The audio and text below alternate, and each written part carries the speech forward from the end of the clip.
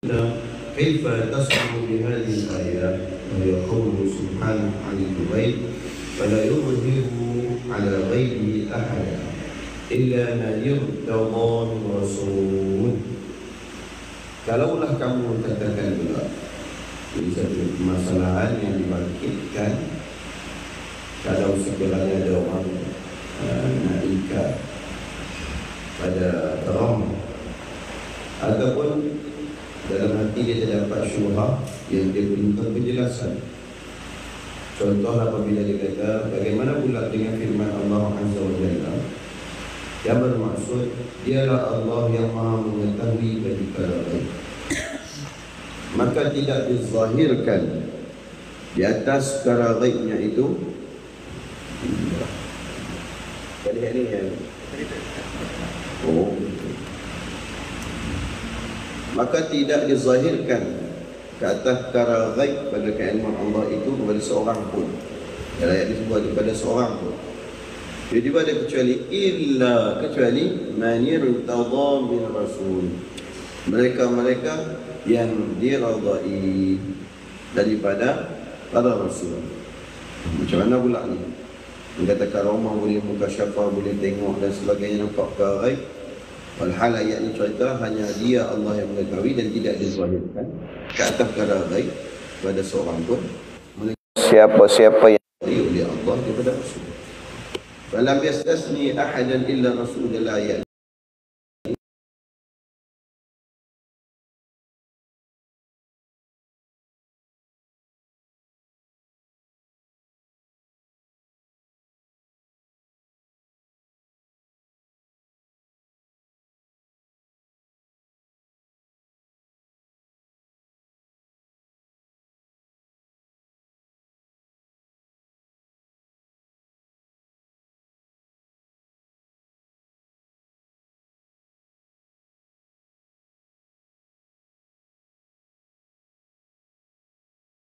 Mereka ikut telunjuk para rasul, jadi mereka berada pada telapak tersebut. Fa in qulta hadhihi ziyadah ala ma tadammahu al-kitabul aziz. Lepas tu mungkin kamu akan sebutkan pula, apa yang disebutkan oleh Imam Abu Musi itu adalah satu penambahan pula. Tak pula disebutkan dalam kitab Allah Azza wa Jalla, hanya sebut bagi rasul saja. Kenapa pula ditambah nak disebutkan? Maknanya adalah seperti siddiq ataupun wali. Fa'lam annahu idza qila inna sultana lam ya'dhani al-yawma illa lil wazir wahdahu rubbama dakhala mamalikul waziri ma'ahu wa kana al-idhnu limatbu'ihim idhnan lahum kadzalika al-wali. Maka jawab dia mudah ya, kata Imam Nawawi Sekandar. Ketahuilah bahwasanya apabila disebutkan sultan tak bagi izin langsung hari ini, mereka keizinan itu hanya kepada menteri sahaja,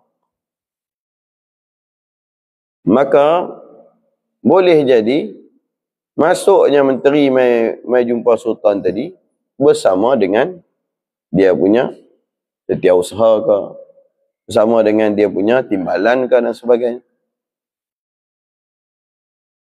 Maka keizinan ini untuk yang mengikuti kepada menteri itu tadi.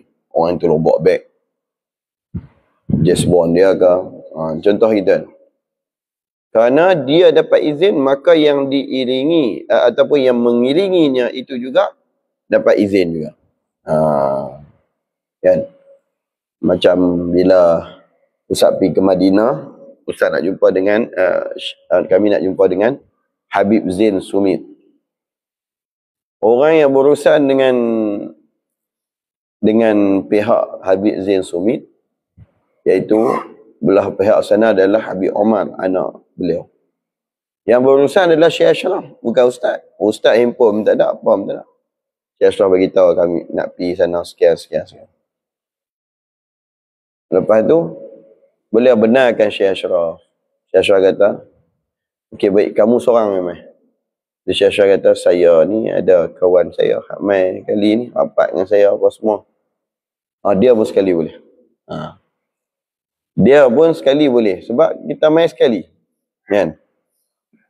Macam itulah juga bila kita nak masuk Raudhah. Bila kita nak masuk Raudhah,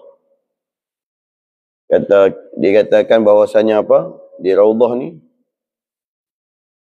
orang yang ada nusuk saja boleh masuk. Apa tak faham ikut nusuk tu dia? Nusuk ni kita kena daftar nama kita dalam satu aplikasi di sana. Untuk nak apply pukul berapa sampai pukul berapa kita akan masuk Raudhah. Supaya tak berlaga waktu dengan orang lain, tak jadi ramai serentak, bahkan semua dapat rasa. Jadi sampai di Madinah kita pun apply sekian. Dapatlah pada pukul 3 pagi sampai 3:30 pagi.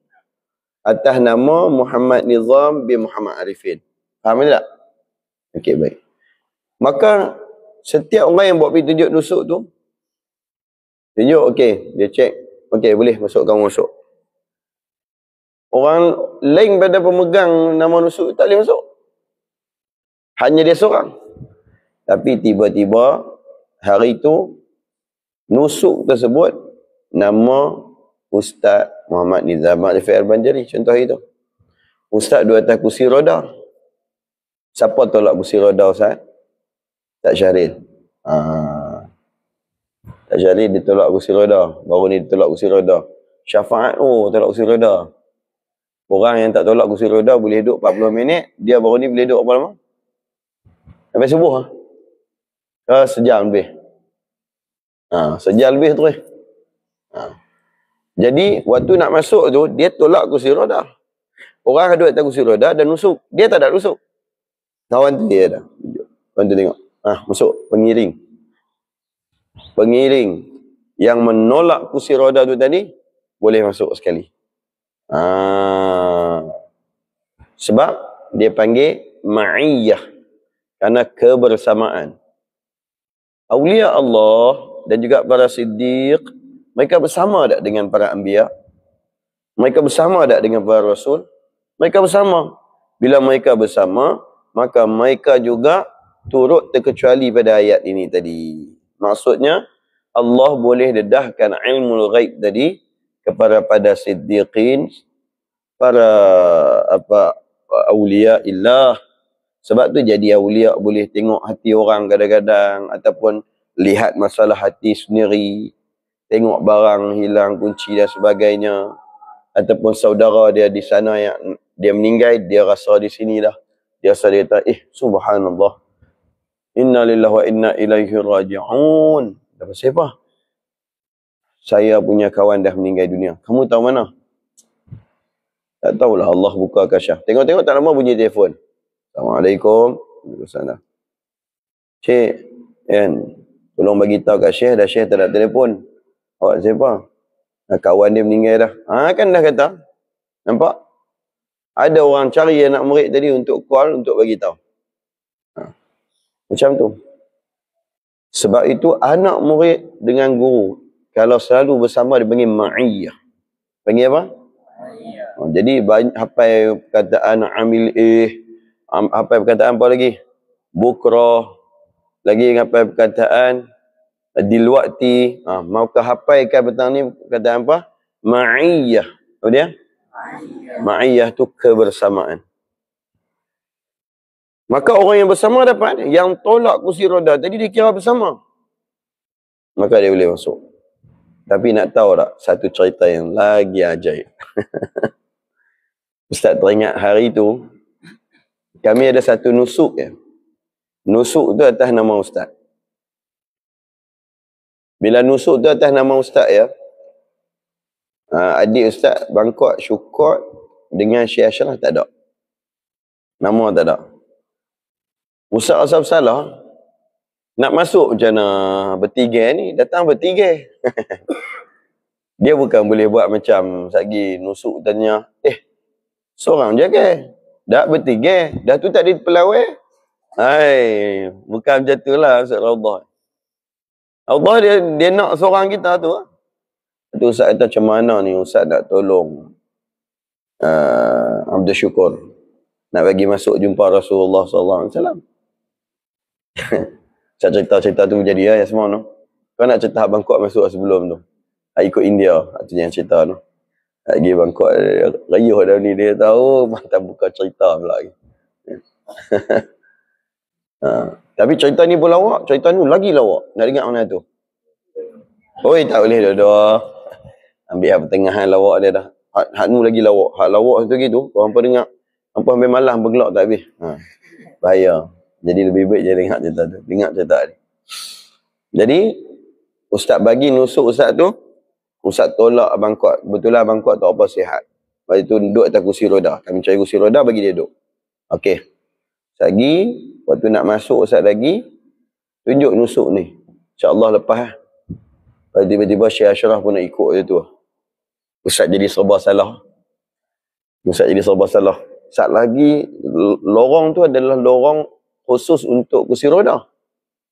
Dan dia hanya bagi orang yang duduk atas kursi roda dan yang mengiringi. Bawa kursi roda tu tadi, pengiring tolak kan. Allahu Akbar. Lagi Syekh Ashraf tak boleh masuk, apa pula perasaan Ustaz? Tak apalah, Ustaz tak kata apa, Ustaz cuma kata, Syekh, isma' ma'akun. Ustaz kata, Syekh, dengar Syekh, saya nak kita. Ustaz lagi, sampai dekat tu Ustaz lagi, kalau pegawai dia kata, seorang yang boleh tolak dia, tak boleh dua orang tolak, kamu masuk. Saya tak masuk, tak apa. Yang bimbang. Kamu bawa Abdul Syukur. Dia kena masuk jumpa Rasulullah SAW. Di Raudah. Lepas tu Syekh Ashraf kata apa? Kan? Syekh Ashraf kata, dah. Kita kena masuk bersama. Kita daripada dulu semua bersama. Yang Ustaz dia kata, selalunya hukum akai ni, hukum adat ni, dia tak lepas. Dia lepas seorang yang masuk. Dengar. Saya katakan lagi. Saat lagi kalau dia suruh seorang ni, kamu masuk tolak. Tak, saya kata. Tak boleh. Habis tu takkan kita tak tolak. Nak suruh dia bangkit berdiri. Sabar Syekh. Dah. Kita kena masuk sama-sama. Kita pegang. Sebelah kanan, belah kiri. Apa bayang kursi roda, ada orang tolak. Kan? Ada orang tolak. Ada orang tolak tu jauh lebih lemah daripada ditolak. Ustaz kata, saat lagi macam mana kalau kawan tu kata, dah. Kalau hampa buat perangai tu, dua-dua balik. Biar hak kursi roda ni aku tolak. Ataupun dia kayuh itu pelan-pelan. Macam mana? Apa tak apa, jom kita pergi. Subhanallah. Syekh Ashraf ni wali kot. Dia tak berlaku perkara luar adat tu. Kan? Dahsyat. Karomah tu berlaku depan. Duk jaga dekat kawasan tu. Berkerah dulu kan. Waktu tu, kursi roda lain tak ada kami. Lalu tahun itu ya. Memang dia jaga sungguh ketat lah. Ustaz pun tolak. Bawa nusuk, Syekh Ashraf dah ikut. Belakang tu Syekh Ashraf tak tolong tolak lagi. Syekh Ashraf duduk belakang. Lepas tu dia nampak Syekh Ashraf main. Sahabat kata, ni ada ma'ana. Sama kami kan. Dia tengok Syekh Ashraf, dia kata, ilga. Dia balik. Dia kata seorang kan. Tolak seorang. Ilga. Syekh Ashraf boleh sebut. Nahnu ma'an. Syekh Ashraf. Kami sama-sama. Sama-sama naik. Kan? Syekh Ashraf, nahnu ma'an. Tafadhal. Dia tu. Lebih. Kataan tu Syekh Ashraf sebut, nahnu ma'an tu. Ustaz teringat Syekh Saleh Ja'fari tu kata, nahnul muluk. Tu cerita tu boleh cerita. Kan? Tapi tunggulah maulid CD Syekh Saleh Ja'fari lah. Jadi tu panggil karomah kot tu. Benda cari adat. Dia tak bagi ni, dia kata siap, ilja. Patah balik. Seorang ilja. Dia kata, ilja hajj. Dia kata betul. Lepas tu Syekh Ashraf, nahnu ma'an. La, nahnu ma'an. Syekh Ashraf kata, kami tak. Kami bersama-sama. Oh ya, okey. Masuk lah. Kami dah tolak. Syekh tolak belah, saya tolak belah. Apa berlaku ni Syekh? Apa berlaku? Satu nusuk, lepas 3 orang masuk. Nampak perkataan ma'an tu. Sebab tu hampa kena mengapai pula. Tadi mengapai apa? Mengapai perkataan apa tadi? Ma'iyah. Mengapai perkataan apa tadi? Ma'iyah. Ni apa satu perkataan gila. Perkataan ni adalah nahnu ma'an. Kan? Macam tu lah. Nanti bila Saifullah masuk belayak, dia tengok belayak tu kena bayar 5 rupang. Bayar. Lepas tu Ridwanullah pun nak masuk dengan Mahfuz. Tapi tak ada duit. Dia kata, bayar dulu cik. Nahnu ma'an. Masuk semua tu bah. Ampun ni. Ngapai ayat tu semua sebut ayat tu. Kami bersama-sama. Bila sebut kami bersama-sama tu, habis. Kawan tu tak nak buat apa. Dah kata, kami ni macam ni. Sama ada hang jangan bagi masuk seorang pun pada kami. Ataupun nak pergi masuk, pergi masuk sama-sama. Dia pun dengar-dengar macam tu. Sorry. Besar apa karamah kebersamaan tu. Bersama, ma'iyah. Ataupun ma'an. Jadi di sini, yang bersama dengan Nabi Muhammad SAW, ulaika. Dan yang sebut, ulaika ma'alladhi na'an'amallahu alaihim minan nabiyyin was-siddiqin wasyuhada was-salihin. Maka boleh berlaku lah. Pada orang yang salihin pun boleh berlaku. Ada satu cerita Syekh Saleh lah. Ustaz cerita bila kita takut tergantung. Kan? Tunggu maulid Syekh Saleh, Ustaz tak tunaikan pula lagi. Habis Ustaz dikira berhutang cerita dengan hampa. Kan? Hutang duit tu senang sikit. Kita bagi gitu tak sampai 10 saat. Cerita ni dia panjang. Kena cerita. Maka Syekh Saleh Ja'fari bawa tongkat. Syekh Saleh lalu tiba-tiba betul jalan tu dibubuh kapet merah. Kerana ada function hari tu ada kawasan kerajaan, orang kerajaan akan lalu. Bila orang kenamaan dan raja nak lalu itu, Syekh Saleh nak lalu dia tak bagi ya. Ada hak merah. Macam tu. Tapi dekat tu hak jenis tali merah dekat airport. Hak tu hanya dibuka untuk orang lalu atas tu cuma orang kenamaan. Raja-raja. Jadi dia berkata kat Syekh, dia kata Syekh Saleh Ja'fari. Ini kawasan ni yang boleh lalu hanyalah raja, muluk kata itu. Ini yang pemimpin-pemimpin. Syekh Saleh hentak tongkat. Lala tu Syekh Saleh hentak. Nahnul muluk. Boom. Sama naik hentak tu. Goncangan hentak tu. Tali tu jatuh. Terbuka. Kawan tu terkejut. Tali buka. Sama je. Nahnul muluk. Tali jatuh. Bila tali jatuh, terbuka bila tempat jalan tu, kawan tu pun terkejut. Tu Syekh Saleh sekali hentak jatuh tali. Kalau dia tak buka, Syekh Saleh hentak tali lagi. Jatuh gigi dia. Dia pun tak wani. Bila Syekh Saleh kata, Nahnul muluk. Kamilah raja tu. Ahlul bait Nabi maksudnya. Ahlul bait Nabi SAW. Raja bagi hati-hati. Kan? Bahkan ulama. Warasatul anbiya. Tu maksud perkataan. Bila Syekh Saleh hentak tu, dia jatuh. Kawan tu pun terkejut tengok. Benda ni tadi duduk sangkut elok. Tiba-tiba jatuh. Dia kata Syekh Saleh, tafaddal. Masuk sila-sila dulu. Tak gaduh pas-pas lah. Tak gaduh nama-nama di daftar apa. Tak ada nusuk apa. Semua tak payah. Kan? Tapi kalau hampa pergi buat macam tu, kan? Nak lalu betul jalan tu, yang hampa yang bukan wali lah. Moga bakal jadi wali Allah. Kalau bukan wali, bila lalu dia kata, adik pergi mana ni? Yang lalu kau ni? Ni kawasan raja-raja lalu. Kita pun hentak. Nahnul muluk. Sama naik hentak-hentak tu. Daripada tali tu duduk sangkut gitu, terus naik dinding. Purung, tutup. Tiba-tiba ada dinding. Aku confirm tak payah lalu kau ni. Okey, baik. Itulah cerita dia. Cerita yang terakhir, cerita kami masuk Raudhah. Dulu Raudhah tak perlu nusuk. Siapa yang mai pada jam sekian-sekian, berebut awal dia dapat macam tu lah lebih kurang. Jadi Ustaz dengan Syekh ada sekali tu, macam mana boleh lepas masuk Raudhah, tapi Raudhah terlalu padat. Bila terlalu padat, dia akan suruh keluar. Hak mana hak tak ada tempat untuk duduk, diri dia suruh keluar. Jadi waktu tu Ustaz dengan Syekh kami 2 orang, tengok tak ada tempat betul-betul sempit. Semua dah padat sangat-sangat dah. Bila dah padat tu, dekat pula dengan maqam Nabi SAW, kami duduk berdiri 2 orang. Askar pun dia suruh keluar.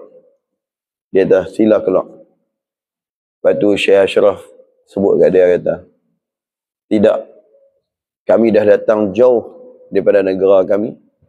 Dan di saat ini kami sampai dapat masuk dalam Raudhah Nabi SAW. Bila dah masuk Raudhah Nabi SAW, jangan suruh kami keluar. Askar tu tadi dia hambat orang lain keluar, semua keluar. Mata kami tu, Syekh Ashraf sebut gitu. Terus dia pun berdiri, tak apa. Kami berdiri lama. Bayangkan semua orang duduk dalam Raudhah tu, kami 2 orang yang berdiri.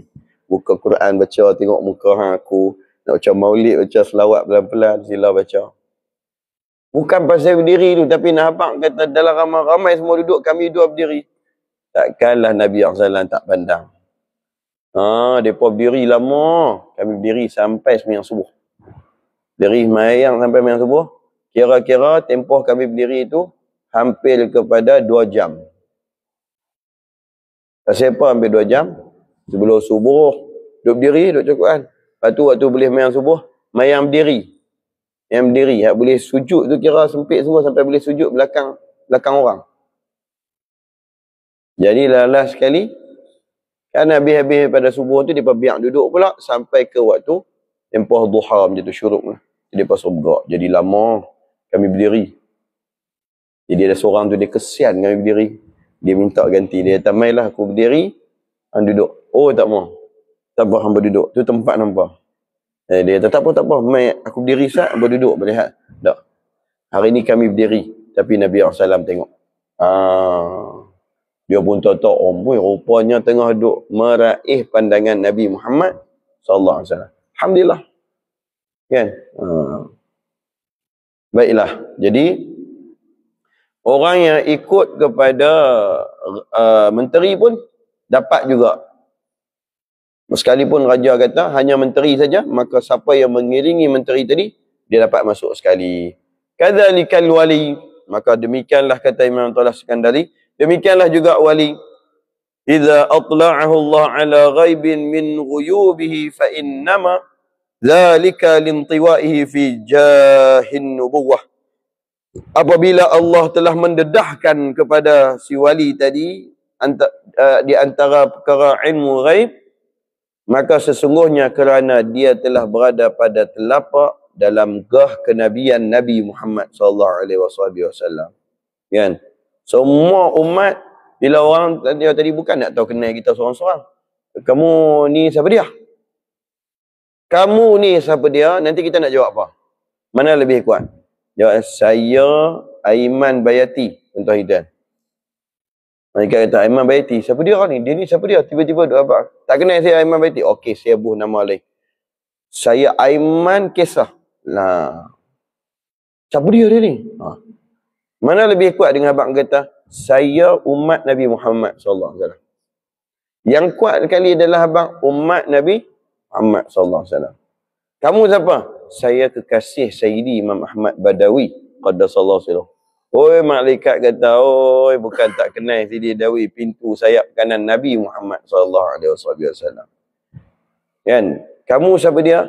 Pencinta khulafa ar-rasyidin keempat-empatnya dan juga seluruh ahlu bait Nabi Muhammad SAW. Kami kenal. Jadi tak payah sebut nama, tak apa. Kalau sebut nama orang tak kenal. Dia sebut apa? Saya tiktokers. Tiktokers? Orang tengok muka tak kenal. Memang tak kenal. Nanti satu masa. Lah ni follower baru ada 50. Nanti saya cakap tu satu masa. Tu masa apa? Akhirat dah ni. Jadi tak usah duduk nak berangan kita nak masyhur. Tapi ingat macam Ustaz selalu kata dalam qasidah, tumpanglah kemasyhuran. Apa dia, macam mana qasidah tu, tumpang kemasyhuran tu? Yang Ustaz kata, cepatlah jadi terkenal biar baginda mengenal. Jadilah sebaik rijal memuji Nabi yang handal. Jangan tunggu orang puji kita. Tapi kita puji Nabi SAW yang sudah tersedia dipuji Allah. Maka kita akan dikenali. Faghadawtu ma'rufan wa kuntu munakkara. Faghadawtu ma'rufan wa kuntu munakkara.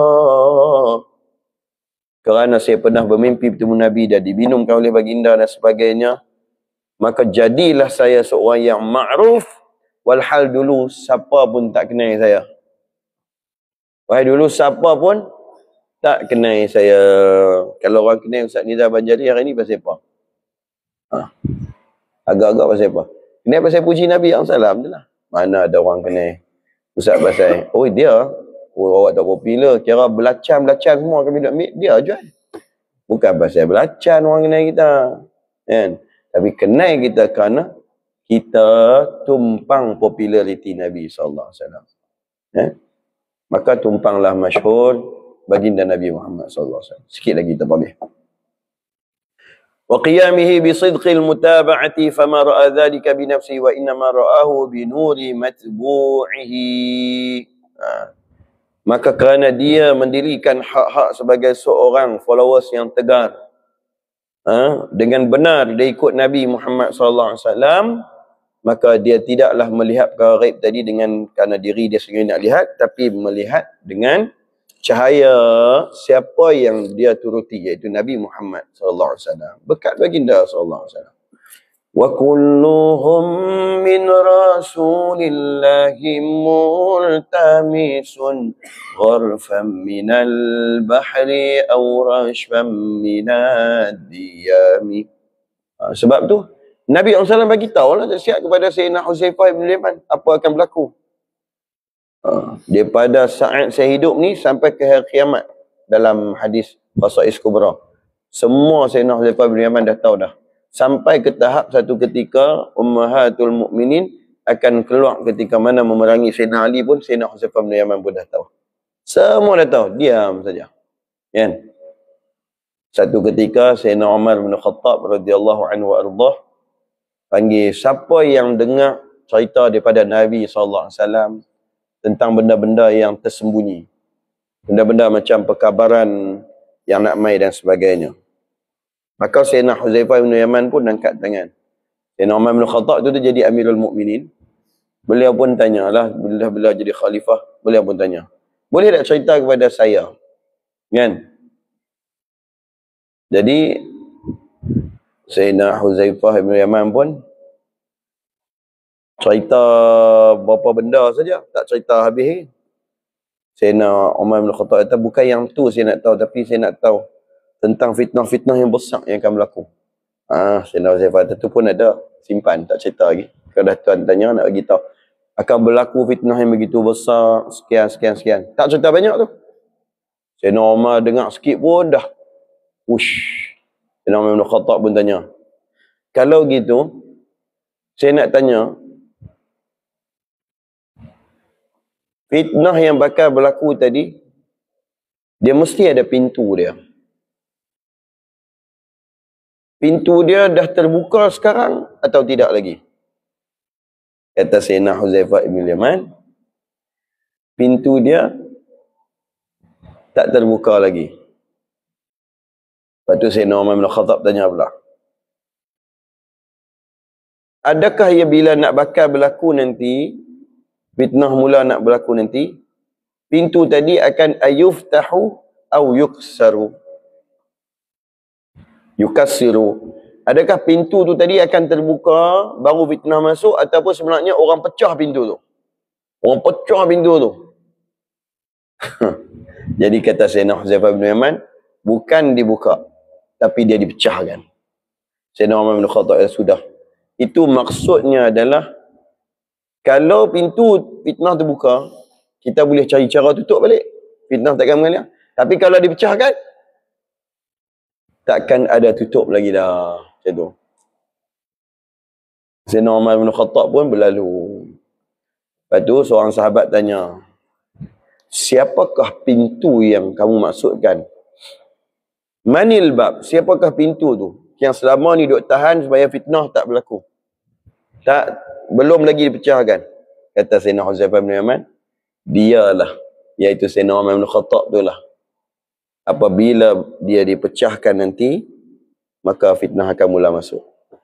Rupa-rupanya nak berlaku, Sayyidina Umar bin Khattab radhiyallahu anhu ditikam, dibunuh pada solat subuh. Tu panggil masuk, dipecahkan. Mula saja lepas tu, main zaman pemerintahan Sayyidina Osman, mula dah. Jadi dah fitnah dah mula. Jadi tidak ada jalan untuk tutup kerana pintu itu bukan dibuka, tapi pintu itu dipecahkan. Sayyidina Huzaifah bin Yaman bagi tahu lah. Moga dapat ziarah beliau di Iraq. Allahumma amin. Iaitu aminus sir Rasulullah SAW. Pemegang amanah Rasulullah SAW. Semua cerita ada sampai kiamat. Last yang terakhir, wa aidan innal ayat tushiru ila nafi ittila' ibad ala ghaibillah illa man atla'ahu Allah. Lagi pula kata Imam Nawawi Skandari, ayat ni nak bagi faham pada kita, isyaratkan kepada tak ada siapa daripada hamba ni boleh saja-saja nak selak tirai benda ghaib ni untuk nak tengok perkara ghaib. Tak ada. Dia sendiri nak cuba, mai aku nak tengok. Tak boleh. Kecuali siapa-siapa yang Allah sendiri yang hendak mendedahkan kepada dia. Baru boleh.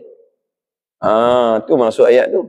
Wa bayyana subhanahu sababa itla'ihi man atla'ahu ala ghaibin min ghuyubihi wa anna dhalika innama kana li'annahu murtada.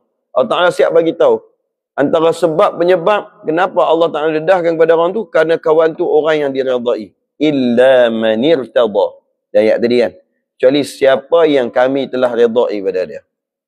Bila Allah reda, orang ni, Masya Allah, dia banyak tahu perkara-perkara yang ghaib ni. Nah, jadi Allah tu ayat surah Jin tadi iaitu illa indahu biqaulihi illa man irtada. Sebab tu kita kena, kalau boleh nafsu kita tu mujahadah sampai kepada tahap daripada ammarah kepada lawamah, lawamah mutmainnah, sampailah naik kepada radiyatan mardiyah. Bila naik radiyatan mardiyah tu, banyaklah perkara ghaib yang didedahkan kepada kita supaya nak menyelamatkan iman kita dan orang yang bersama kita. Faham? Faham tak? Jadi wa qawluhu min rasulin, dan firman Allah pada ayat Quran tadi iaitu daripada para peutusannya, pada rasulnya, khussar rasul bi dzikri wa lam yazkurin nabi wala siddiq wala wali wa in kana kullu minhum mimman irtada li'anna ar-rasula aula bidzalika mimma siwa. Adapun kenapa didatangkan dengan perkataan rasul dalam ayat ni, kerana dikhususkan perkataan rasul pada sebutan ayat Quran ini, walhal tidak disebutkan nabi ataupun siddiq ataupun wali. Walhal nabi, siddiq dan juga wali pun termasuk daripada kalangan orang yang diredai. Kerana apa? Kerana perkataan rasul tadi lebih aula daripada apa jua yang selain rasul. Jadi Nabi Allah Musa tahu perkara ghaib, ataupun nabi daripada Nabi al-Anbiya. Jadi rasul tahu, nabi tahu, para siddiqin tahu, wali tahu. Macam itulah. Kita dah cerita dah sebelum ni bagaimana berita-berita yang telah terlebih dahulu sampai kepada awliya Allah sebelum peramal-peramal cuaca. Kan? Ahli falak. Ahli falak ulama. Kan biasa-biasa. Kan? Jadi kalau kita habang kata, orang tanya, bila kena mula puasa? Tak apa buat, tengok teruk. Puasa. Selepas daripada 30 Syaban, dia jatuh pada 1 Ramadan, dan itu puasa. Ya Allah, amboi sempoi nampak macam benda ni kan. Lepas tu saja Ustaz suka gurau.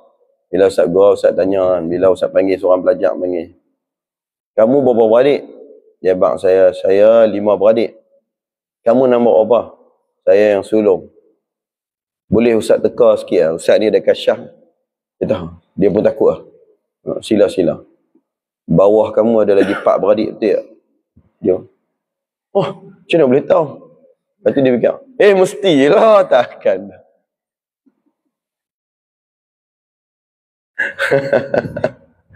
Aduh, ya Allah, ya Tuhanku. Kan?